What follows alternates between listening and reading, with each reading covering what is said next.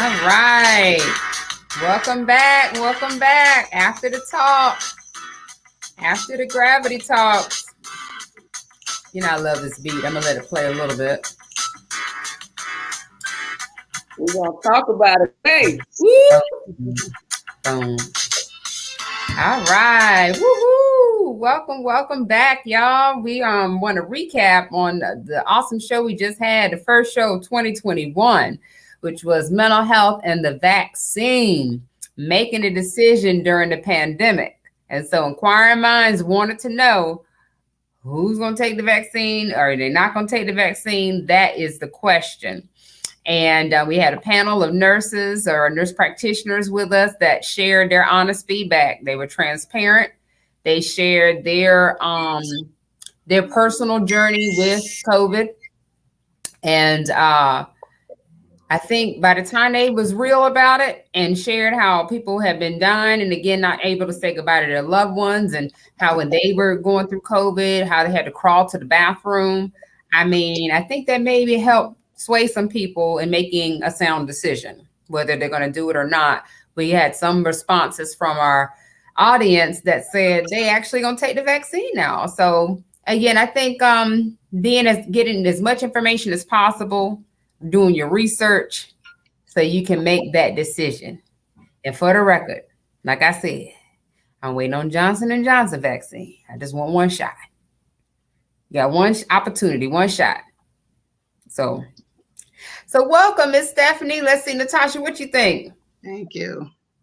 Look, I'm going to tell you, I was on the other side over there for a while, but they got me in the middle of the field now, because I'm telling you, they didn't scare. We should not fear. However, they scared me enough to reconsider taking this vaccine. I know I'm not alone, because I mean, when you start listening to it, and it's just like a do or die situation, the way people are dying, it's like, This is all we got. We don't have anything else but prayer. And, and people in faith have been leaving this earth as well. Pastors, leaders, bishops, apostles, you name it. So nobody's excluded. Nobody's excluded. So, it really just put things in a different perspective for me. So I thought it was great. I thought it was absolutely amazing. I mean, just the conversations and discussions and the different frame of references that we were presented on tonight. If you didn't get anything out of it, it's just because you didn't want to. But definitely, I learned some things tonight, and it's something to really reconsider.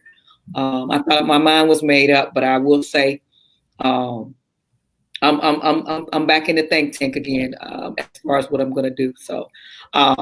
But yeah, so Miss Stephanie is here with us. How are you? Woo-hoo. I am doing well. I'm excited to be here. How are y'all doing? We doing. Yes. We're here. We surviving the quarantine, pandemic, all that good stuff. So listen, we want to welcome you here, but tell us a little bit about who you are and what you do. Okay, I'm actually a research nurse. I've been in research now since 2015. It's a different field of nurses. I've done hospice nursing before, OR nursing. I really love research, and actually, even with this vaccine, I work at a research hospital. But I love it. It's basically a way to get medication out on the field the correct way. I heard y'all reference earlier the Tuskegee experiment. Now research has changed. It has come a long way. So that's why I love what I do, because I have the opportunity to basically educate people and about the health benefits of research. Awesome. So what were your thoughts about the show tonight? Come on, give it to us. It was really, really good, because myself, I have experienced some of my closest loved ones that have gone through COVID. My mom and dad had it when it first broke out in New York. So I actually flew into New York and took care of them. And since then, from complications from it, they've been living with me ever since. And then my sister had it. She went through it. And then my husband wound up getting it, and my whole family. So my household is a household of 8 now. And my husband was the only one that got it, because we had him separated in quarantine. But I just still say it was the grace of God protecting us as well, because And what I've learned with this virus is it's so sneaky because everybody's symptoms is different. Yeah, like my husband just thought, oh, I just have a little cold, it's allergies, and things like that. And that's what I hear, but you just don't know your symptoms, and you could be doing the right thing. I'm a person that sanitize my hand every second, don't leave the house without a mask, but he brought it home, so that's one thing I learned about this virus. It's very sneaky, so you don't know if you're a carrier. You don't know because it hits everybody differently. Wow. Wow. And that's the ugly truth about it, because again, we're still finding out new symptoms. And then right when we think we're over the first strain, then they got 2 more strains that came out and gives you different types of symptoms. So it's a moving target, and of course, naturally it's hard to wrap your mind around something that keeps changing. Right. So yeah. Yes, I heard one of the nurses say earlier she had the GI side of it, and it made her really weak and fatigued. My dad had more of the neuro side. They thought he had a stroke, and I was just like, I knew his history with, he had good blood pressure, good, cholesterol. I just knew it wasn't a stroke. I said, test him for COVID, but mentally it affected him. So it's different sides of it. He didn't barely had a cough. So, Wow. Some people, oh, it's just a cough. No, it's different ways that it can affect you. Yes. And then, like you said, the mental aspect of it, not just the physical, like you said, the mental part of it. Yes. People thinking they're going to die. That's right. People have died, but some people are like, this ain't the way I want to go, Lord. I mean, that's scary. And he was in the hospital for 18 days and I couldn't get him on the phone. So it was really tough for my family, not knowing what was going on. The nurses, the medical staff was swamped. That's when the hospitals in New York, this was in March, the hospitals were so, I understand I couldn't get a full report, but just not being able to talk to my dad for 18 days, that was just really stressful. So, just to hear how she was saying they had to dial the iPad and give your last remarks to your dying family member, that is really hard. That's really tough. So I'm just thankful that that God brought my dad home safely. Yes. But yeah, that's really tough. These are definitely unprecedented times. My mom was diagnosed with COVID. She's in a nursing facility, and same thing. We've been making window visits, having window parties, and when we found that out, it was like, felt so helpless, because normally I would just be up there and have a care plan meeting with the team and, work through her physical situations or mental situations. But this time I couldn't do much of anything. And I could tell they were shook. I could tell they were scared themselves because it was an outbreak in the facility, which is what had been happening the whole time. And I had to get myself together and say, you know what? Let me stop tripping. They're doing the best they can. They putting their lives in harm's way just to still report to work and care for my mom and the other residents there. So I had to get myself together and pray for not just my mom, but pray for the workers there and pray for the facility. Yeah. And so God is good. She went through it asymptomatic the whole time. Oh, praise God. So that was a blessing. And she's since, which is interesting, she's had the vaccine, and tomorrow she'll get her second round of it. But I thought, like people said, you had to wait 90 days before you could get the vaccine after you've had COVID. But they gave my mom the vaccine. Yeah, they do recommend 90 days. Mm-hmm. Yeah, but I guess it just depends on the facility. Okay. Mm-hmm. Oh, wow. Well, I have the same story, similar to you guys. Both of my parents had it. Well, just a whole bunch of them. All of them had it.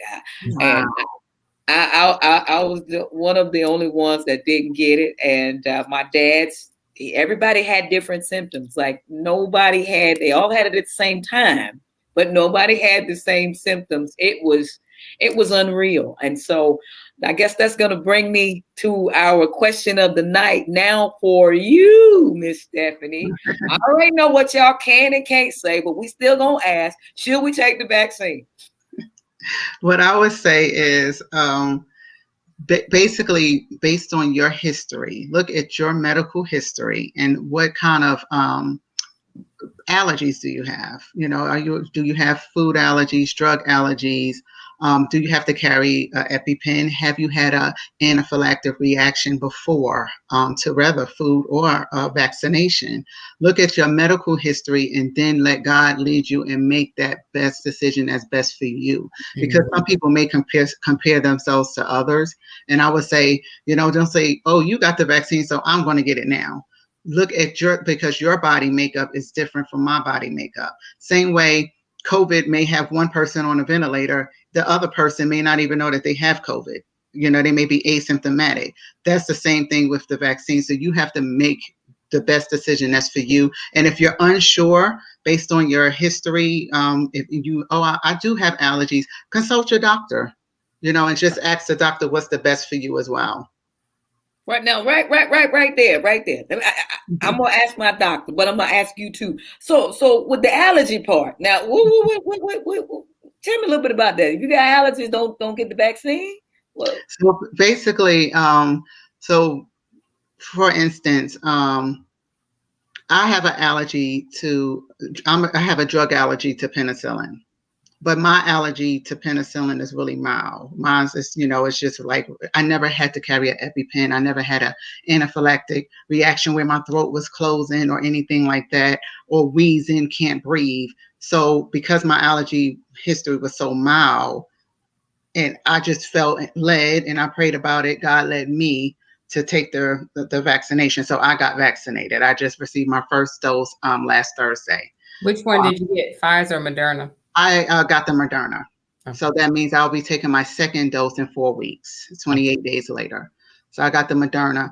But somebody else that had carried that have to carry EpiPens and things like that, they're saying, consult your doctor, because if you have a strong history and had an anaphylactic reaction before, you really have to consult your doctor before you take that vaccination, because right now they're not sure why certain people are reacting to the vaccination when they have had past history of major severe adverse reactions to vaccinations or to drugs or shellfish or just period, just different things that may cause their throat to close.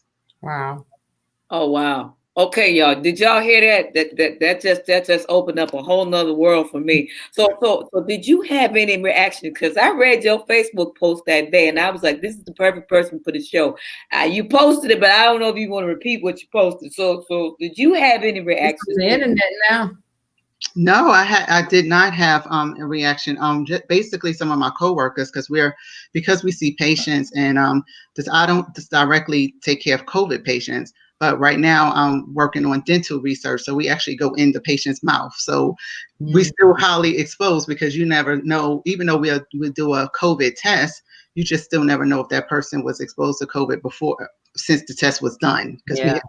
So basically, my coworkers, they was just like, when you get the vaccination, move that arm. Don't let the arm stay still. Because some people tend to get a shot in their arm and they'll just keep the arm still, like they're protecting the arm. But it's best to rotate your arm, massage your arm. And that's what I did. I just kept, even after vaccination, just kept moving the arm that I got vaccinated in. I did have some soreness, but it wasn't major soreness like some people that didn't move their arm at all. So that was my only reaction, just a little soreness in my arm.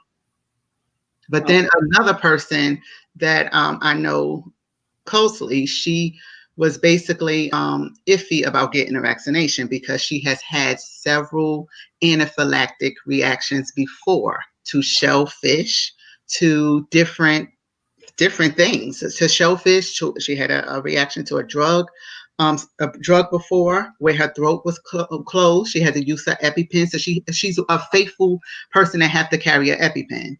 So she basically decided that she wasn't going to get the vaccination. Well, at the last minute, she changed her mind and said, I'm going to get the vaccination, because she compared herself to somebody else and said, because they got it, I should be good. But she already knew her history of past anaphylactic reactions. So she said, but I have my EpiPen ready just in case. And basically she went before me and got the vaccination, and she had a reverse reaction to the vaccination. What kind of, what is it typical, like the type of reaction they normally have to their allergies, or was it like, what kind of reaction was it? It was more of a severe reaction, actually. More severe reaction with the wheezing and the different things going on in the chest. It had to be taken to the hospital, actually. Wow. And she did this before you took yours. Yes. And I then was you scheduled later on that day, actually. Oh, okay, okay. I thought she was in line, like, next. I thought that. Well, I actually had time to think about it and pray about it.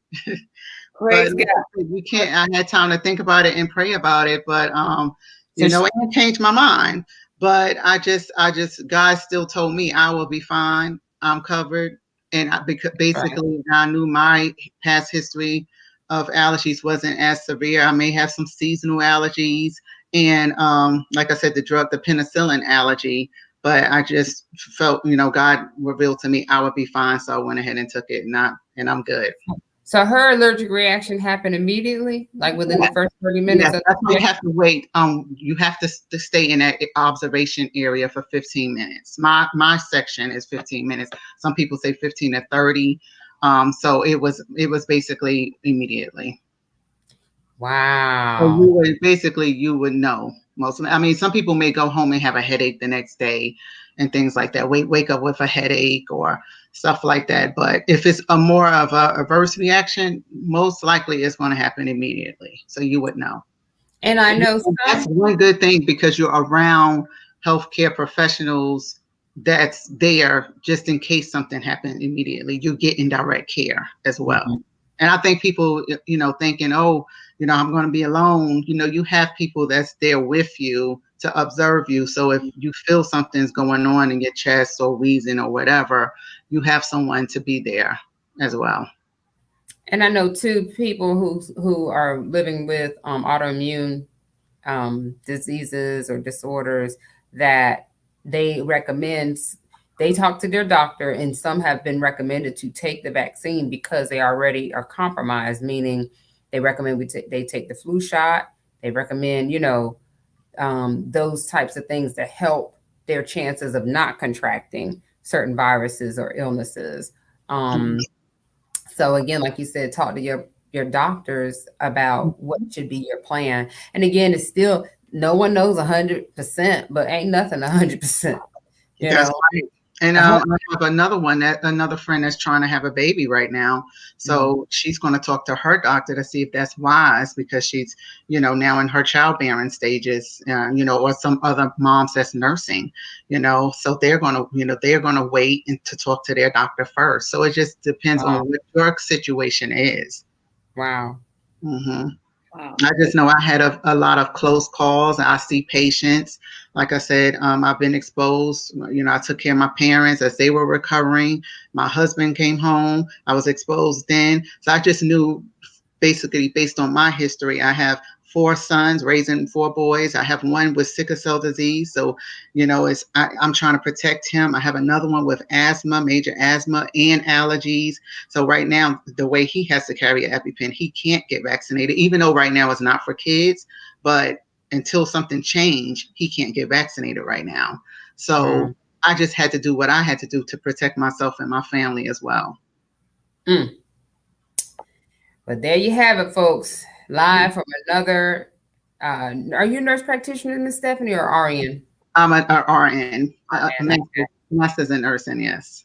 Gotcha. And I meant to share this earlier. We have a team of LPNs and RNs that continue to do, and home aides that continue to work with our participants on a daily basis. And they didn't get any time off during the pandemic. They were still out here going into the homes and serving our clients. And so kudos to the team, kudos to our private duty nursing team and our in-home aid teams, because they've been, every day, the clients are taking a risk, and so are our staff. And so everybody's trying to just be as careful as possible, but there has been some inquiry about the taking the vaccine. And while, currently we don't require it yet, but, we recommend that they consult with their primary care doctors and stuff to determine if it's the best fit for them. But eventually, that's probably what it's going to get to. Companies are going to probably, like I know the school systems, I heard they may require it. You know, just kind of like Hep B or TB, or not TB, but certain other vaccinations that we have to have. It's probably going to get added to the list. Yeah, and I do want to add, like my son, he has a major egg allergy, shellfish allergy. He's allergic to so many different things. So when it was time for him to get his flu vaccine, I asked for the flu vaccine that didn't have egg in it. So I think later on down the line, it's going to be some other vaccinations that's come out for people with allergies. But right now, they just don't have that right now. So, you know, I feel, you know, people that may decide to wait right now because of their history of allergies don't mean that they're never going to get vaccinated. They just have to wait or talk to their doctor and wait for the right vaccination that's for them. Right. Wow. Well, thank you, Nurse Stephanie. This is awesome. This is a continuation to another awesome discussion that we had at 7. And so thank you for joining us for After the Talk. I know it's late. I know you had a full day ahead of you. You have your family. And if anything like us, super mom. So I'm sure you had to do all that before you could jump on this video with us. So thank you so much. Thank you. Thank you. I want to also say thanks. You know, you guys, man, you got a serious story. 8 people in the house, and you still working and still researching and seeing people. We thank you for not quitting. We thank you for not giving up. That's how you know it's not a job, it's a work, and you're working, and it's something that you were born to do. And we thank God for you. We thank God for all of the nurses. Y'all keep doing what you do. Because I know if I was a nurse, we'd all be in trouble. So we thank God. It's nothing but the grace of God. I'm gonna stick to praying. But this has been, guys, man, I don't know if anybody's watching, who's watching right now, but this has been, we've learned tonight the complexities of COVID-19. We've learned tonight, I mean, this has been a mind-blowing conversation twice tonight, just in the information that we've learned. And so definitely we thank you, and we thank everybody for tuning in. Be safe, Stephanie. Please be safe. Take care. And our prayers continually with your family, and especially your parents. We thank God, and we're just going to continue to trust God. Listen, thank you. Everybody, you're welcome. Everybody, thank y'all so much for tuning in. Listen, guys, look up these nurses. If you got additional questions, look them up on Facebook. I'm sure they'll help you and lead you to the right resources and everything else available. But again, thank you guys for tuning in. We'll see you guys on next month, February the 15th at 7:00 p.m. And our topic from February the 15th will be mental health and love. And so that's going to be our next topic. Right, Valentine's Day. The day after Valentine's Day, we're gonna find out. We're gonna find out. Are you still in love? Did you get out of love? Are you mad? Did love do you wrong? Did love do you right? Who got engaged? Who didn't? We're gonna find out on February 15th. Same time, same place. Again, we want to thank all the nurses from the beginning of the show, even to the after talk. God bless you all. Yes. Continue to be safe, and we thank God for you. You guys definitely are our superheroes and our frontline workers. Have an awesome night, everybody. And until next time, take care. Thank you. Thank you. Bye, everybody.